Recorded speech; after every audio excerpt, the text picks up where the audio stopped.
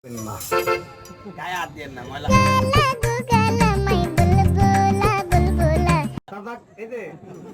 জামাই জামার কপালটা বড় পুরো কপাল, জামার বাপে মরিয়ে গেছে গা।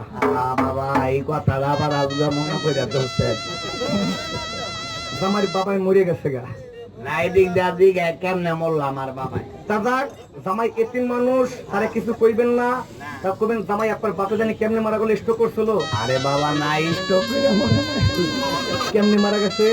চুরি করে মরে না, একটু ঘাড়ু করে কেন দেয় যে কেমনে মারা গেছে এই কথাটা তো বললে আমার সোজা পানি একটু।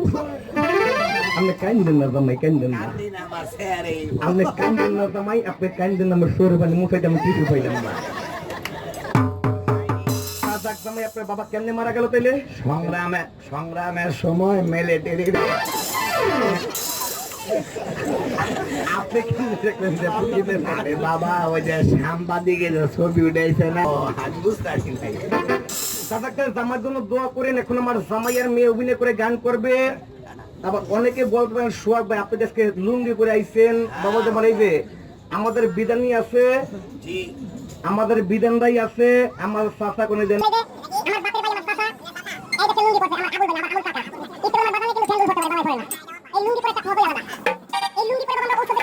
মাইন্ড করেন না। তবে এই যে লুঙ্গি, একটা লুঙ্গির দাম যে 3টে ফ্যান কিনতে পারতাম বাবা। লুঙ্গি পরে বড় শখ দাঁড়িয়েছেন, গান তাইলে শোনেন।